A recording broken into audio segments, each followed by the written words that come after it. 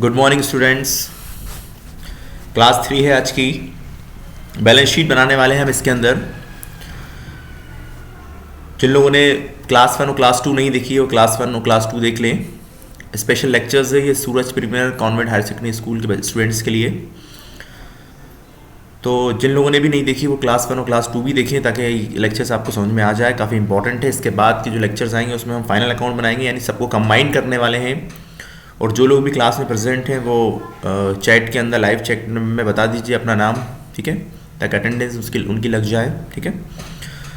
तो ध्यान से देखिएगा, कोई भी डाउट आपके होते हैं तो लास्ट आप चैट में बता सकते हैं। लास्ट में हम चेक करके किसने डाउट किया है तो हम उसको हम रिप्लाई कर देंगे, ठीक है। और जो भी होमवर्क आपको दिया जा रहा है आप उसे कंप्लीट कीजिए। चलिए स्टार्ट करते हैं। तो आज के अकाउंट में हम बैलेंस शीट बनाने वाले हैं। क्या बनाने वाले हैं? बैलेंस शीट क्रिएट करने वाले हैं। तो बैलेंस शीट क्रिएट करने से पहले आपको कुछ चीज़ें समझनी होंगी कि भाई बैलेंस शीट होती क्या है, ठीक है। मेन चीज़ तो ये है कि भाई बैलेंस शीट होती क्या है। तो देखिए सिंपल बैलेंस शीट का मतलब क्या होता है? बैलेंस शीट, ठीक है। बैलेंस शीट का मतलब होता है, एक तरीके से ये कह सकता हूँ कि बिजनेस की ये एक फाइनेंशियल रिपोर्ट है। क्या है ये? बिजनेस की एक फाइनेंशियल रिपोर्ट है। जैसे कि आप स्टूडेंट हैं, आपका रिकॉर्ड चेक करना है तो उसके लिए आपकी मार्कशीट देखी जाएंगी, आपका एकेडमिक रिकॉर्ड देखना है, एजुकेशनल रिकॉर्ड देना है। हम अपने आप को एजुकेशनल रिप्रेजेंट करने वाले हैं कि भाई हम कितने एजुकेटेड हैं, कितनी क्या डिग्री है हमारे पास। तो डेफिनेटली हमारी डिग्रियाँ बताएंगी और डिग्री में जो मार्क्स हमारे आए होंगे वो शो करेंगे कि हमने मतलब कितना स्कोर किया है हमारे सब्जेक्ट में। इसी तरह जब बिजनेस की फाइनेंशियल रिपोर्ट देखी जाती है, क्या देखी जाती है? फाइनेंशियल रिपोर्ट देखी जाती है कि भैया बिजनेस किस पोजीशन पे काम कर रहा है। तो डेफिनेटली उसकी बैलेंस शीट को चेक किया जाता है। जब बैलेंस शीट आप चेक कर लेते हैं तो आपको समझ आ जाता है कि वो बिजनेस की क्या हैसियत है, मतलब यानी बिजनेस कितना ग्रो कर रहा है, क्या उसकी at a time financial position है। बैंक में वो लोन लेने जाएगा तो बैंक वाले बैलेंस शीट मांगते हैं उससे कि भैया लाइए आपकी बैलेंस शीट दिखाइए कि बैलेंस शीट में क्या क्या आपके पास है। यानी फाइनेंशियल पोजीशन देखने के लिए उसकी बैलेंस शीट ही चेक की जाएगी हर एक पर्सन की जो बिजनेस करता है, ठीक है। और बिजनेस लोन अगर वो बिजनेस बैंक में लेने जा रहा है तो खास करके, और प्लस नहीं भी लेने जा रहा तो मैंने कहा ना, डे बाय डे हर साल एक रिकॉर्ड मेंटेन किया जाता है जहाँ पे अकाउंटिंग रखना मैंडेटरी होता है, टैक्स गवर्नमेंट को देना होता है, बहुत सारी चीज़ें ऑडिट कराना होता है, ठीक है। या अपने ही बिजनेस को चेक करने के लिए ज़रूरी नहीं है कि मतलब रिक्वायरमेंट होगी या नीड होगी या कंपलसरी होगा जिन अकाउंटिंग तो ही अकाउंटिंग रखी जाएगी। अगर जहाँ पे नहीं भी है तो भी अगर आप प्रॉपर रिकॉर्ड मेंटेन करते हैं तो उसको देखकर आप प्रोग्रेस कर सकते हैं, अपने बिजनेस को आप आगे बढ़ा सकते हैं। आप आगे के एजेंडा रेडी कर सकते हैं कि भाई हम कैसे अपने सेल्स को बढ़ाएं, कैसे हम अपनी एसेट्स को इंक्रीज़ करें, कैसे हम अपनी लाइबिलिटीज़ को इंक्रीज़ करें। तो कुल मिला के इसमें लिखा क्या होता है? इसमें सिर्फ दो चीज़ें लिखी जाती हैं। नंबर 1 लाइबिलिटी लिखी जाती है और नंबर 2 पे एसेट्स नोट डाउन की जाती हैं, ठीक है। लाइबिलिटी लिखी जाती है नंबर 1 लाइबिलिटी, ठीक है, लाइबिलिटीज लिखी जाती हैं। नंबर 2 एसेट्स नोट डाउन की जाती हैं, ये ध्यान रखिएगा, ठीक है। अब लाइबिलिटीज भी दो तरीके की होती हैं और एसेट्स भी टू टाइप्स की होती हैं। एक लेक्चर लिया था मैंने बेसिक अकाउंटिंग का, इसके अंदर लिंक है, अगर आपने नहीं देखा है, अगर आप देखना चाहते हैं, डिटेल में जानना चाहते हैं इसके बारे में तो आप वो लेक्चर्स देख सकते हैं। आज शॉर्ट में बताने वाला हूँ इसमें मैं कि लाइबिलिटीज़ क्या होती हैं। भाई सिंपल सी डेफिनेशन लाइबिलिटीज़ की क्या है, सिंपल बिल्कुल शॉर्ट के अंदर याद रखने वाली है। क्या है? जो आप पर ड्यू है। क्या है आप पर? जो ड्यूज है आपके, क्या है? आपके ड्यू हैं, ठीक है। आउटस्टैंडिंग भी कहते हैं इसे हम, ठीक है। जो ड्यूज हैं जो आपको पे करने हैं, राइट, वो आपकी लाइबिलिटी है। लाइबिलिटी बोलते हैं ना, आपकी लाइबिलिटी है, आपका दायित्व है, आपकी रिस्पॉन्सिबिलिटी, राइट, बिल्कुल मिला के। तो वो अलग अलग वर्ड में अलग अलग जाना था, लेकिन बिजनेस के अंदर उसको लाइबिलिटी कहा जाता है। जो भी आप पे ड्यू है, आपने उधार ले लिया है, एग्जांपल के तौर पे बैंक से लोन लिया है, आपने किसी से भी लोन लिया हो आपने, तो एक तरीके से क्या कहलाएगी? वो आपकी लाइबिलिटी कहलाएगी। अब लाइबिलिटी के टाइप है, सिक्योर्ड लाइबिलिटी है, अनसिक्योर्ड लोन है, बहुत सारी चीज़ें, करंट लाइबिलिटीज़ है, फिक्स लॉन्ग टर्म लाइबिलिटीज़ है। तो अलग अलग पार्ट्स हैं, उसके बारे में हम बाद में बात करेंगे। इसी तरह एसेट्स हैं, तो एसेट्स में भी टू टाइप्स के हम बात करने वाले हैं यहाँ पे। एक है करंट एसेट्स और दूसरा है फिक्स एसेट। दोनों की ही एंट्री हम आगे करने वाले हैं और बैलेंस शीट क्रिएट करने वाले हैं सिंपल मेथड से, जो 11th क्लास के अंदर स्टैंडर्ड का नॉर्म्स है उसके अकॉर्डिंग हम क्रिएट करने वाले हैं। काफ़ी एडवांस नहीं होगा, मतलब एक बेसिक होगा जो आपको समझ में आ जाएगा, ठीक है। जो पहली बार जिन लोगों ने अकाउंट्स लिया है, खासकर 11th के स्टूडेंट जो फर्स्ट टाइम अकाउंट पढ़ रहे होते हैं, उन्हें कुछ नहीं मालूम होता, तो उनके लिए ये क्लास है, बेसिक क्लास है ये, ठीक है। तो बैलेंस शीट ध्यान से देखिएगा इस बात का। तो हम करने वाले हैं एसेट्स। तो अब क्या एसेट्स होती हैं, एक लिस्ट आपके सामने आ गई है, देखिए ध्यान से। एसेट्स की लिस्ट मैंने बना रखी है। एक साइड फिक्स एसेट लिखी हुई है, ये फिक्स एसेट्स हैं आपके पास। ये सम कुछ एग्जाम्पल हैं, सारी की सारी ये नहीं है, आप समझिए बात को, सिर्फ ये एग्जाम्पल्स दिए हुए हैं। अब सारे मैं यहाँ पे नहीं ले सकता था, इसलिए मैंने बस सिर्फ कुछ एग्जाम्पल लिए हैं आपको बता समझाने के लिए। तो पहले इस पर क्या लिखा? Fix asset. अब फिक्स एसेट्स का मतलब क्या होगा, पढ़ के आप समझ जाइए। क्या लिखा है? बिल्डिंग लिखी है, फ्री होल्ड प्रॉपर्टीज लिखी है, प्लांट एंड मशीनरी लिखी है, फर्नीचर लिखा है, इन्वेस्टमेंट लिखा है। फिक्स का मतलब है कि जो फिक्स है, जो सामान आपके पास है, जो संपत्ति है आपकी, एसेट्स। एसेट्स का मतलब क्या है? जिस चीज़ के आप मालिक हैं, जो आपकी जिस चीज़ के आप ऑनर हैं, वो आपकी संपत्ति, उसे हम क्या कहते हैं? संपत्ति कहते हैं, और इंग्लिश में उसको एसेट्स कहा जाता है।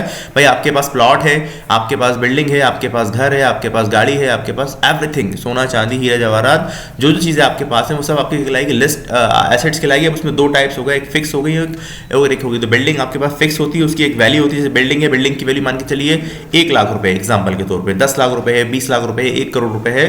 तो वो कहने का मतलब हुआ कि आपके पास 1 करोड़ रुपए की फिक्स एसेट्स है। क्या सी एसेट्स है? फिक्स एसेट है। इसको अचल संपत्ति भी कहते हैं। क्या कहते हैं? अचल संपत्ति। चल अचल संपत्ति कहा जाता है। अचल संपत्ति का मतलब भैया फिक्स है, चल नहीं सकती, फिक्स है, ठीक है ना। वो फ्री होल्ड प्रॉपर्टी है, गिरवी रखी प्रॉपर्टीज है, प्लांट एंड मशीनरी यानी मशीन फैक्ट्री लगी हुई है, आपका प्लांट लगा हुआ है, फर्नीचर है आपके पास।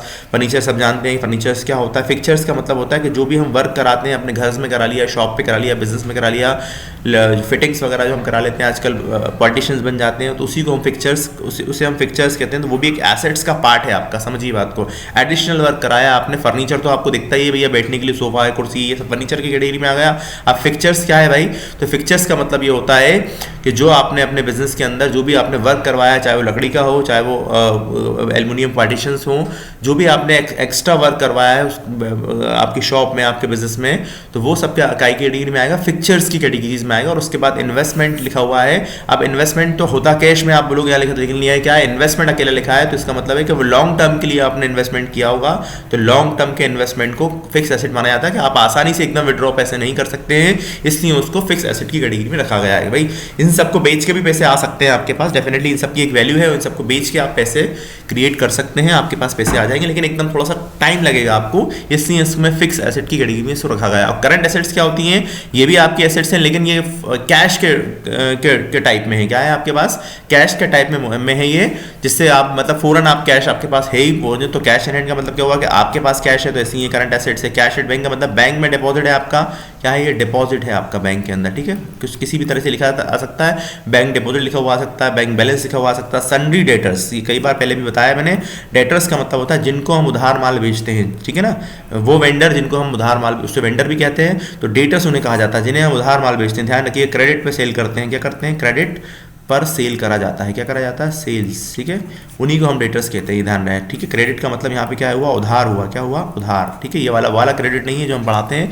इसके बाद स्टॉक, जो आपके पास स्टॉक रखा हुआ है हैंड के अंदर, उसको भी शॉर्ट करंट एसेट्स माना जाता है, जबकि वो पैसे नहीं है, लेकिन ये है कि वो बिकने वाला आपका आइटम होता है। अब देखिए यहाँ भी इन्वेस्टमेंट लिखा हुआ है, यहाँ भी इन्वेस्टमेंट लिखा है। तो यहाँ इन्वेस्टमेंट अकेला लिखा है, यहाँ साफ साफ मेंशन है शॉर्ट टर्म इन्वेस्टमेंट, यानी कम टाइम के लिए आपने इन्वेस्टमेंट किया है, जिससे पैसे आपके जल्दी रिटर्न वापस होने वाले हैं, इसलिए उसको हमें करंट एसेट्स की कैटेगरी में रखा गया है। इसके बाद लिखा है बिल्स रिसीवेबल, ऐसा बिल जिसके पैसे हमें मिलने वाले हैं, ठीक है। तो उसे हम बिल्स रिसीवेबल कहते हैं। इसके बारे में डिटेल में हम किसी और लेक्चर में बात करेंगे, बस इसको ना याद कर लीजिए। प्रीपेड एक्सपेंसेस, जो आप एडवांस में पैसे खर्च कर देते हैं, उसे हम बोलते हैं प्रीपेड एक्सपेंसेस, ठीक है। क्या बोलते हैं? प्रीपेड। भाई जैसे एग्जांपल के तौर पे आप रिचार्ज कराते हैं, ठीक है, एयरटेल का रिचार्ज कराते हैं हम, आइडिया का रिचार्ज कराते हैं हम, एयरटेल का रिचार्ज कराते हैं, ठीक है, एयरटेल का रिचार्ज कराते हैं आप, ठीक है, आइडिया का रिचार्ज कराते हैं, जियो का रिचार्ज कराते हैं आप, ओके। तो एडवांस में कराना पड़ता है। आपका जो सिम होता है वो प्रीपेड सिम होता है वो आपका प्रीपेड सिम्स होता है, इसलिए वो प्रीपेड सिम होता है कि पहले आपको कंपनी को पैसे देने हैं और उसके बाद आप उसका यूज़ कर पाएंगे, इसलिए वो प्रीपेड एक्सपेंसेस कहलाता है। और प्रीपेड जो भी आपने एडवांस में पैसे खर्च किए हैं, जो एक्सपेंसेस अभी खर्च मतलब जिनकी लाइफ ख़त्म नहीं हुई है, उसको हम बोलते हैं प्रीपेड एक्सपेंसेस, इसलिए वो एसेट्स की कैटेगरी में गिना जाता है। उसके बाद लिखा है एक्रूड इनकम। अब एक्रूड का मतलब क्या होता है भाई? एक्रूड का मतलब होता है आउटस्टैंडिंग। आउटस्टैंडिंग का मतलब क्या होता है? Due, right. और इनकम का मतलब, तो इनकम होता है, इसका मतलब ये होगा कि एसी इनकम जो अभी मिली नहीं है, जनरेट तो हो गई ये, आप समझ लीजिए, मैं लिख देता हूँ यहाँ पे एसी इनकम, ठीक है, एसी इनकम जो जनरेट हो गई है, क्या हो गई है? जो हमने कमा ली है। क्या कर ली है? हमने कमा ली है। क्या कर ली है? कमा ली है, बट हमें मिली नहीं है। क्या नहीं हुई है? बट हमें रिसीव नहीं हुई है, ठीक है, रिसीव नहीं हुई है, ठीक है, रिसीव नहीं हुई है। एसी इनकम जो हमने कमा ली है बट हमें रिसीव नहीं हुई है, यही आपकी क्या कहलाएगी? क्या कहलाएगी? आपकी एक्रूड इनकम, एक्रूड का मतलब होता है ड्यू, आउटस्टैंडिंग, एक नया वर्ड है ये ध्यान रखिएगा, एरियर भी कहते हैं इसे। और उसके बाद लिखा है एडवांस गिवन। अब आपने एडवांस लिया नहीं है, यहाँ पे गिवन लिखा हुआ है साफ साफ, इसका मतलब आपने लोन दिया है, किसी को एडवांस दिया है आपने, तो वो भी भाई आप ही के पैसे हैं, समझिए बात को, आपको रिटर्न होंगे वो, तो इसका मतलब वो करंट एसेट्स माना जाता है। तो यही इसी चीज़ों को यूज़ करके हम बैलेंस शीट बनाने वाले हैं। एक साइड एसेट की लिस्ट होगी, एक साइड आपके पास लाइबिलिटीज़ की लिस्ट होगी, बस आपको पहचानना है कि कौन सी एसेट्स है, कौन सी लाइबिलिटीज, और आपको नोट डाउन कर देना है बैलेंस शीट के अंदर। अब आपके सामने लाइबिलिटीज दी हुई है, लाइबिलिटीज को एक्सप्लेन करने वाला हूं मैं। क्या लिखा है, कैपिटल लिखिए, रिपीट हो गया ये। कैपिटल क्या होती है भाई, पूंजी जो बिजनेस में लगाई जाती है, बिजनेस में इन्वेस्ट की जाती है, ठीक है। पूंजी क्या होती है, बिजनेस के अंदर जो पैसे लगाए जाते हैं, बिजनेस के अंदर, ठीक है, बिजनेस में जो पैसे, ठीक है ना, जो पैसे लगाए जाते हैं, क्या जाते हैं, लगाए जाते हैं, ठीक है, उससे क्या कहते हैं भैया, कैपिटल कहते हैं। क्या कहते हैं, कैपिटल कहते हैं, यानी कि पूंजी कहते हैं। क्या कहते हैं, पूंजी कहते हैं, पूंजी वर्ड सब जानते हैं। तो कैपिटल होती है, कैपिटल लायबिलिटीज मानी जाती है बिजनेस के लिए। क्यों मानी जाती है, अब इसमें लोग काफी कंफ्यूज होते हैं कि सर ये तो पैसे हमारे ही हैं और हम इसे लायबिलिटीज क्यों मानते हैं भाई। तो देखो थोड़ा सा एग्जांपल मैं आपको छोटा सा देना चाहूंगा। यहाँ पे क्या होने वाला है, देखिए मान के चलिए एक पर्सन है, एक की जगह चलो नाम लिख लेते हैं किसी का, जैसे मान के चलिए एक सोनाली एक पर्सन है भाई, ठीक है। सोनाली ने एक बिजनेस स्टार्ट किया, क्या किया, एक बिजनेस स्टार्ट किया है और उसका नाम उसने रख दिया है सोनाली ट्रेडर्स। क्या रख दिया उसने, सोनाली ट्रेडर्स, उसने अपना नाम रख दिया बिजनेस का, ठीक है। अब ये उसके बिजनेस का नाम है और ये सोनाली उसकी ऑनर है, मालिक है उसकी। अब सोनाली के पास 1 लाख रुपए की पूंजी है। कितने रुपए की पूंजी है, 100K की पूंजी है उसके पास। क्या है उसके पास, कैपिटल है, 100K की पूंजी समझ लीजिए, या पैसे हैं उसके पास, 1 लाख रुपए उसके पास है। अब उसने अपने 1 लाख रुपए किसको दे दिए हैं, सोनाली ट्रेडर्स को दे दिए। किसको दे दिए, अब सारे काम सोनाली ट्रेडर्स पे चलेंगे। काय पे चलेंगे, सोनाली ट्रेडर्स भले ही उसकी मालिक है, लेकिन अब उसने अपने नाम से हर एक चीज बनाई है भाई। दुकान का नाम हम रखते हैं, अपने बिजनेस का नाम रखते हैं, चाहे बिजनेस छोटा हो बड़ा हो, कंपनी कुछ भी हो, हम उसका नाम रखते हैं। कुछ ना कुछ तो नाम डेफिनेटली होता है, हर एक की एक आइडेंटिटी होती है अपने आप में। तो भाई सोनाली ने अपने 100K किसको दिए, सोनाली ट्रेडर्स को दे दिए। अब सोनाली ट्रेडर्स की अपनी एक पहचान है भाई, उसके नाम से एक रजिस्ट्रेशन सर्टिफिकेट बनाया गया है, बोर्ड लगाया गया है, उसके नाम पे एक पता रजिस्टर्ड कराया गया है, इसलिए उसकी अपनी एक पहचान हो गई अगर देखा जाए तो सोनाली ट्रेडर्स ने अपने 100K यानी 1 लाख रुपए किसको दे दिए हैं, सोनाली ट्रेडर्स को दे दिए हैं। तो अब सोनाली ट्रेडर्स के पैसे नहीं है, इसका मतलब ये क्या हुआ कि सोनाली ट्रेडर्स के ऊपर एक तरीके से ये लोन हो गया। क्या हुआ है, ये एक तरीके से लोन हो गया। और लोन को क्या कहते हैं हम, कैपिटल लायबिलिटी कहते हैं। क्या कहते हैं, लायबिलिटी। अब यहाँ लोन वर्ड तो इसलिए यूज नहीं करा जाता कि भाई हमने लोन किसी और से थोड़ी लिया, हमने मालिक से लिया हुआ है। तो कुल मिला के मालिक से जो पैसे लिए जाएंगे वो सब क्या ऐड हो जाएंगे, कैपिटल में लोड हो जाएंगे। किस नाम से हो जाएंगे, लायबिलिटी तो मानना है उसको, लेकिन लोन नहीं मानना है, ठीक है ना। लोन का नाम नहीं देना है उसको, क्योंकि हमने अपने आप से कर्जा नहीं लिया है।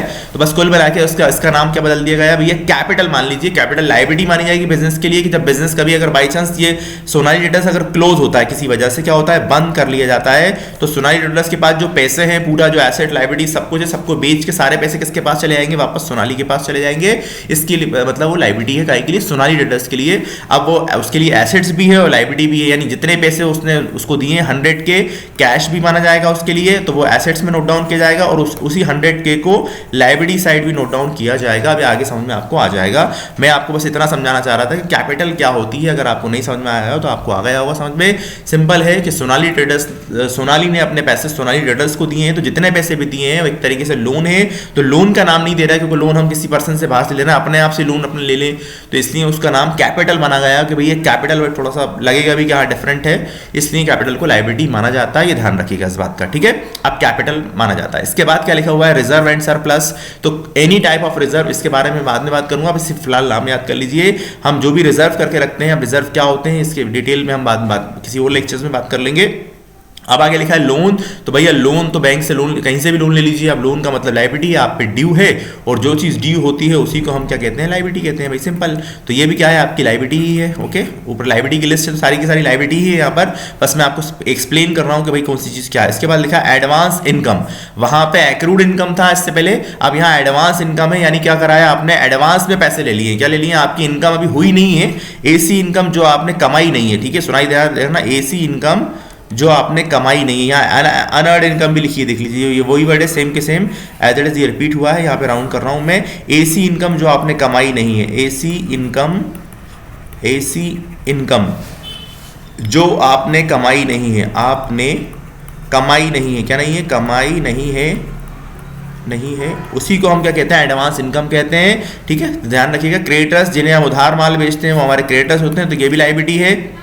उसके बाद शॉर्ट टर्म लोन हो गया, लोन ही होता है, चाहे शॉर्ट टर्म हो या बड़ा लॉन्ग टर्म हो, लोन यानी बैंक लोन भी लिखा हुआ है साहब, वो ये बिल्स पेबल का मतलब लायबिलिटी होता है। अभी पेबल करना है, ड्यू है हम पे, बैंक ओवरड्राफ्ट, एक्स्ट्रा पैसे बैंक से निकाल लेते हैं, उसी को हम इसमें एक बार डिटेल में लेक्चर देखना है तो डिस्क्रिप्शन में लिंक है, आप वो देख लीजिए। ठीक है, समझ में आपको आ जाएगा।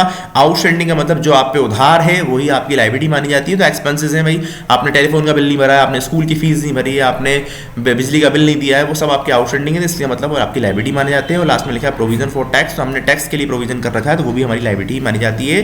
तो चलिए स्टार्ट करते हैं क्वेश्चंस को हम। तो बैलेंस शीट क्वेश्चन में फॉर्मेट देखिए ऐसा रहने वाला है, एक साइड लायबिलिटीज लिखनी है, आपको एसेट लिखनी है, बस नाम आपको यहाँ लिखते जाने, और आपको बस लायबिलिटीज आएंगी तो यहाँ नोट डाउन कर दीजिए, एसेट्स आएंगी तो यहाँ नोट डाउन कर दीजिए, इसके अलावा कुछ भी नहीं करना आपको। बस स्टार्टिंग कहाँ से करनी है, कैपिटल से करनी है, स्टेप याद रखिएगा। ये कैपिटल अकाउंट आप यहाँ से स्टार्ट करेंगे, सबसे पहले कैपिटल लिखेंगे, कैपिटल की वैल्यू यहाँ लिखेंगे आप, इसमें ऐड करेंगे, क्या करेंगे, ऐड करने वाले हैं नेट प्रॉफिट। क्या ऐड करेंगे, नेट प्रॉफिट को ऐड करेंगे आप, ओके, यहाँ लिखेंगे। और उसके बाद एक और आइटम लिखेंगे ड्राइंग। ठीक है, ये ड्राइंग आपको यहाँ पे माइनस करना। अब आप ये करने के बाद जो वैल्यू आएगी वो यहाँ लिख देंगे आप। लेकिन इस बात का इसमें ये ध्यान रखिएगा कि होना क्या है आपका, कि अगर ये नेट प्रॉफिट ऐड करना भूल भी जाए तो कोई दिक्कत नहीं है, लेकिन ड्राइंग जरूर माइनस कर लीजिएगा, काय में से, कैपिटल में से। बाकी चीज़ें सारी की सारी सीक्वेंस में आती जाएंगी जो चीज़ें क्वेश्चन में गिवन होंगी। एक क्वेश्चन में ले रहा हूँ आपके सामने स्क्रीन के ऊपर है, ध्यान से देखिएगा क्या लिखा हुआ है। सबसे पहले लिखिए बिल्डिंग, तो भैया क्या होती है, एसेट्स होती है बिल्डिंग। इसके बाद लिखा है प्लांट, तो ये भी क्या होता है, एसेट्स ही होता है। कैपिटल क्या होती है, लायबिलिटी होती है। लोन भी क्या होता है, लायबिलिटी होता है। फर्नीचर क्या होता है भाई, एसेट्स होता है। ठीक है, इन्वेस्टमेंट क्या होता है, एसेट्स होता है, लास्ट टाइम पढ़ाया है। इनकम, एडवांस इनकम क्या है, ये भी आपकी ये एडवांस इनकम में ले लिए तो ये लायबिलिटी मानी जाएगी। क्रेडिटर्स लायबिलिटी माने जाएंगे आपके। कैश इन हैंड एसेट्स है आपका। इसके बाद सन्नी डेटर्स भी क्या है, एसेट्स है। स्टॉक भी क्या है, एसेट्स है भाई। इसके बाद बिल्स पेबल लिखा हुआ है तो ये लायबिलिटी है। और उसके बाद बैंक ओवरड्राफ्ट लिखा है तो ये भी लायबिलिटी है। बैंक रिसीवेबल लिखा है तो ये एसेट्स है। प्रीपेड एक्सपेंसेस लिखा हुआ है तो ये भी एसेट्स है, एडवांस में खर्च किया। एक्रूड इनकम, ऐसी इनकम जो हमें कमा तो लिए मिली नहीं है, नहीं सॉरी, एक्रूड इनकम भी पहले भी आया था आपका। एक्रूड इनकम, हाँ, आउटस्टैंडिंग इनकम, ऐसी इनकम जो आपने कमा ली है लेकिन आपको मिली नहीं है, इसका मतलब ये आपकी क्या है, एसेट्स ही है। एडवांस गिवन, आपने एडवांस में दिया तो ये भी एसेट्स है। क्लोजिंग स्टॉक एसेट्स माना जाएगा। आउटस्टैंडिंग एक्सपेंसेस लायबिलिटी माने जाएंगे। नेट प्रॉफिट ऐड कर लेंगे हम, क्या उसके अंदर काय में, कैपिटल के अंदर हम इसको ऐड कर लेंगे, प्लस कर लेंगे काय में, कैपिटल के अंदर। और ड्राइंग को क्या कर लेंगे, माइनस कर लेंगे। भैया सिंपल सा क्वेश्चन है, फॉर्मेट आपके सामने स्क्रीन पर है, मैं करने वाला हूँ, ध्यान से देखिएगा। मैंने कहा था स्टार्टिंग में हमें क्या करना है, कैपिटल से स्टार्टिंग करनी है, तो भैया मैंने यहाँ लिखा कैपिटल। ठीक है, कैपिटल की जो वैल्यू क्वेश्चन में गिवन है वो कितनी गिवन है हम देख लेते हैं। कैपिटल क्वेश्चन में कहाँ लिखा हुआ है, ये लिखा हुआ है 2 लाख रुपए। ठीक है, तो 2 लाख लिखा हुआ है। और उसके बाद नेट प्रॉफिट कितना है, 40,000, और ये 25,000 है। ठीक है, तो यहाँ मैंने कैपिटल लिखा हुआ, कितनी वैल्यू है क्वेश्चन में, 2 लाख रुपीज़ वैल्यू क्वेश्चन में दी हुई है, 2 लाख रुपीज़। ठीक है, इसमें मैंने किया प्लस, क्या प्लस करने वाला हूँ, नेट प्रॉफिट प्लस करने वाला हूँ भाई। तो ये नेट प्रॉफिट लिखा मैंने, प्लस कर लिया, इसमें कितना 40,000 है, कितना देख लेता हूँ एक बार, 40,000 है भाई। तो यहाँ मैंने 40,000 को नोट डाउन कर लिया है। इसके बाद फिर माइनस करना है मुझे, क्या माइनस करना है, ड्राइंग माइनस करना है भाई। तो ये मैंने ड्राइंग माइनस कर लिया। कितना ड्राइंग माइनस करना है, 25,000 का ड्राइंग माइनस करना है।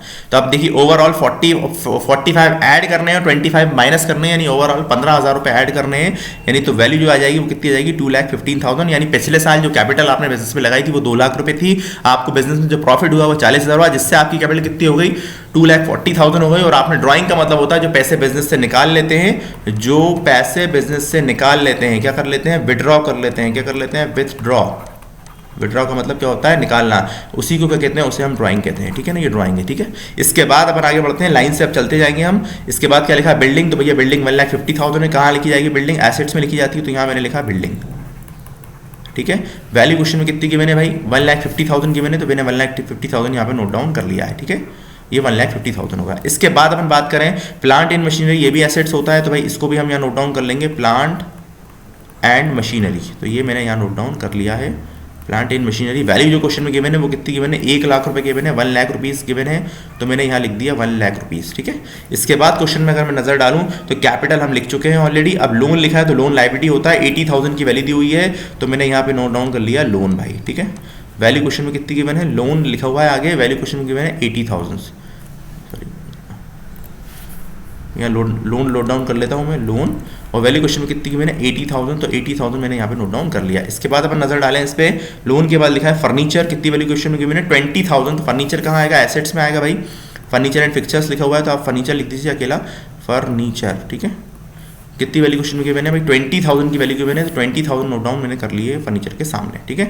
इसके बाद अगर अपन ध्यान से देखें इन्वेस्टमेंट लिखा है 10,000 रुपीज़ का, तो इन्वेस्टमेंट भी कहाँ आएगा, एसेट्स भी आएगा, तो यहाँ लिख दिया मैंने इन्वेस्टमेंट, ठीक है। इन्वेस्टमेंट की वैल्यू कितनी है क्वेश्चन के अंदर 10,000 गिवन है, तो 10,000 नोट डाउन कर ली जाएगी यहाँ पे, ठीक है। इसके बाद अगर नजर डालें क्वेश्चन पे, तो एडवांस इनकम लिखी हुई है। एडवांस में ऐसी इनकम जो भैया कमाई नहीं है लेकिन मिल गई है, तो क्या मानी जाएगी, लाइबिलिटी मानी जाएगी, लिखा भी है मैंने, ठीक है। तो लाइबिलिटीज आ जाएगी कहाँ पे, एडवांस इनकम में, ठीक है। तो यहाँ आ जाएगी आपकी एडवांस इनकम, एडवांस इनकम, ठीक है। वैल्यू क्वेश्चन में कितनी गिवन है भाई 10,000 गिवन है, तो 10,000 रुपीज़ हमने यहाँ नोट डाउन कर लिए हैं, तो ये आ जाएगा 10,000 रुपीज़, ठीक है। अब इसके बाद नजर डालते हैं क्वेश्चन के ऊपर, तो क्या लिखा है एडवांस इनके बाद क्रेडिटर्स लिखा, तो ये भी आपकी लाइबिलिटी ही है, तो क्रेडिटर्स को भी लाइबिलिटी साइड ही नोट डाउन करना है आपको, तो यहाँ लिख देना है आपको क्रेडिटर्स, ठीक है। वैल्यू क्वेश्चन में कितनी गिवन है भाई, क्वेश्चन में जो वैल्यू गिवन है क्रेडिटर्स की वो गिवन है 50,000 रुपीज़, तो भैया 50,000 रुपीज़ मैं यहाँ नोट डाउन कर लेता हूँ, तो ये आ गया 50,000 रुपीज़, ठीक है। इसके बाद अपन नजर डालें क्वेश्चन के ऊपर, तो क्या लिखा है कैश इन हैंड, तो एसेट्स का पार्ट होता है भाई कैश इन हैंड, तो हमने यहाँ लिख दिया कैश इन। कुछ लोग क्या करते हैं कि भैया फिक्स एसेट अलग लिखवाते हैं, एसेट अलग लिखवाते हैं, वैसे भी आप कर सकते हैं। अब फिलहाल मैंने कहा ना अभी बस बिल्कुल बेसिक करने वाले हैं, इसलिए कंफ्यूज हो जाएंगे आप बार बार, इसलिए बेहतर है कि जैसा सीक्वेंस दिया बस वैसा कर लीजिए और आप आराम से क्वेश्चन कर पाएंगे। Cash in hand, cash in hand का मतलब आपके पास कैश है, कितना कैश है भाई 5,000 रुपीज़ का कैश है, तो 5,000 रुपये आपके यहाँ पे नोट डाउन कर लिए जाएंगे, ठीक है। इसके बाद अपन नजर डालें तो क्या लिखा है सन्डी डेप्टर्स, तो ये भी एसेट्स ही होते हैं जिनसे पैसे लेने हैं, वो कहलाते हैं सन्डी डेप्टर्स, तो सन्डी डेप्टर्स आप यहाँ पे नोट डाउन कर लेंगे। और वैल्यू क्वेश्चन में कितनी गिवन है भाई 25,000 की वैल्यू क्वेश्चन में गिवन है। इसके बाद लिखा हुआ है क्वेश्चन में स्टॉक, तो स्टॉक भी आपके एसेट्स का ही पार्ट होता है, तो यहाँ मैंने नोट डाउन किया स्टॉक। वैल्यू क्वेश्चन में गिवन है 55,000 रुपीज़, यानी 55,000 रुपये की वैल्यू क्वेश्चन में है भाई, तो 55,000 यहाँ नोट डाउन कर लीजिए।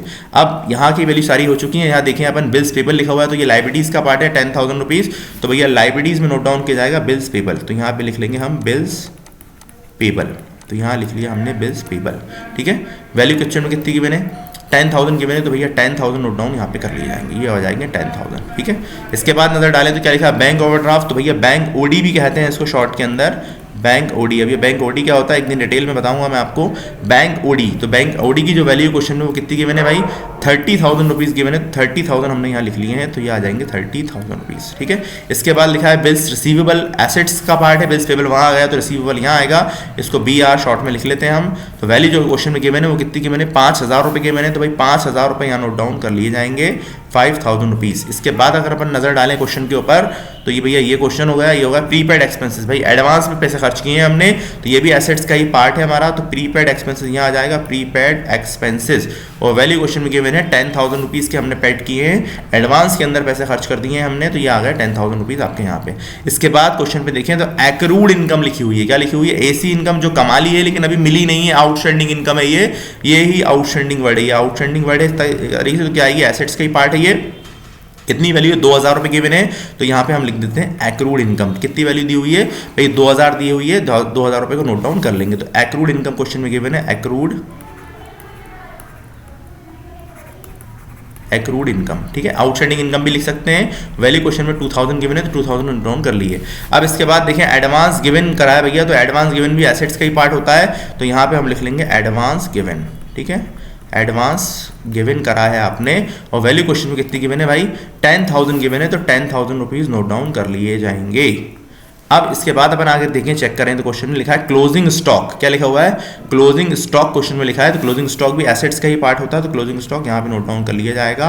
क्लोजिंग स्टॉक क्वेश्चन में दिया हुआ है, कितनी वैल्यू क्वेश्चन में दी हुई है देख लेते हैं। क्वेश्चन में लिखा है 8,000 रुपीज़ दिया हुआ है, तो यहाँ पे हम लिख लेंगे 8,000 रुपीज़। अब लास्ट में कुछ और वैल्यू दी हुई है, दो वैल्यूज और दी हैं। आउटस्टैंडिंग एक्सपेंसेस ये लाइबिलिटीज है, नेट प्रॉफिट की एंट्री, और इन दोनों की एंट्री हम ऑलरेडी कर चुके हैं भाई, तो 5,000 रुपये आउटस्टैंडिंग इनकम, ये आपकी कहाँ आ जाएगा लाइबिलिटीज का पार्ट है भाई। आउटस्टैंडिंग एक्सपेंसेस लिखा हुआ है, आउटस्टैंडिंग एक्सपेंसेस, ठीक है। आउटस्टैंडिंग एक्सपेंसेस वैल्यू क्वेश्चन में मैंने 5,000 रुपये, तो भाई 5,000 रुपये यहाँ नोट डाउन कर लिए हैं मैंने। अब सारी वैल्यूज हो चुकी हैं, अब आपको बैलेंस फाइंड आउट करना है भाई। तो देखिए बैलेंस शीट का रूल है कि दोनों साइड का टोटल हमेशा ऑलवेज इक्वल आएगा, इन केस कभी अगर नहीं आता तो उसमें क्या करना है आगे बता दूंगा मैं आपको, लेकिन इन सबको ऐड कर लीजिए, लाइबिलिटीज का टोटल लाइबिलिटीज साइड कर दीजिए और एसेट का टोटल एसेट कर दीजिए, दोनों ही टोटल सेम आने वाले हैं, टोटल करके देख लिया है मैंने, टोटल वैल्यू जो आ रही है वो आ रही है 4 लाख रुपीज। तो भैया 4 लाख नोट डाउन कर लेना, लेक्चर लंबा हो जाएगा इसलिए मैं शॉर्ट में कर देता हूँ, ठीक है, करके देख लीजिएगा आप, टोटल मिस्टेक हो कुछ हुई तो आप बराबर कर लीजिएगा उसको। ये बैलेंस शीट थी, अब एक क्वेश्चन मैं आपको एक्सप्लेन कर रहा हूँ जो आपके लिए होमवर्क में रहने वाला है, तो ध्यान से क्वेश्चन को देखिएगा। ये क्वेश्चन आपके बुक का ही क्वेश्चन है भाई, तो ये क्वेश्चन दिया हुआ क्रेटस दिए हैं, तो भाई मैं एक्सप्लेन करने वाला हूँ कि कौन सी चीज़ कहाँ लिखने वाले हैं आप। तो ये देखिए क्या लिखा हुआ, क्रेटस लिखा है तो कहाँ आएगा, लाइबिलिटी साइड आएगा, डेटस लिखा है तो कहाँ आएगा, एसेट साइड आएगा, बिल्स पेबल लिखा है तो कहाँ आएगा, लाइबिलिटी साइड आएगा, कैश बैलेंस लिखा है तो एसेट साइड आएगा, फर्नीचर लिखा है एसेट साइड आएगा, कैपिटल कहाँ आएगी, लाइबिलिटी साइड आएगी, क्लोजिंग स्टॉक कहाँ आएगा, एसेट साइड आएगा, बिल्स रिसीवेबल भी कहाँ आएगा, एसेट साइड ही आएगा, लोन लिखा है तो लाइबिलिटी साइड नोट डाउन करना है, ड्राइंग कैपिटल में से माइनस किया जाएगा, कैपिटल में से माइनस करना है, ठीक है, माइनस करेंगे, ठीक है। इसके बाद बिल्डिंग कहाँ आएगी, एसेट साइड आ जाएगी, मशीनरी कहाँ आएगी, एसेट साइड आ जाएगी भाई, और नेट प्रॉफिट भी कैपिटल के अंदर ऐड किया जाए, कैपिटल में क्या करना है, इसको प्लस करना है, ठीक है, ये ध्यान रखिएगा। तो टोटल करेंगे आपका आंसर आ जाएगा। तो सिंपल सा क्वेश्चन है जो मैंने आपको कराया, बिल्कुल उस मेथड से कर लीजिए, आपको समझ में आ जाएगा। इसके बाद अगर आपको कोई डाउट है तो आप मुझे चैट में बता दीजिए, और जो लोग प्रेजेंट हैं वो अपने नाम चैट में बता दीजिए जिससे उनकी अटेंडेंस लग जाए। थैंक्स फॉर वॉचिंग, मिलते हैं नेक्स्ट लेक्चर्स में।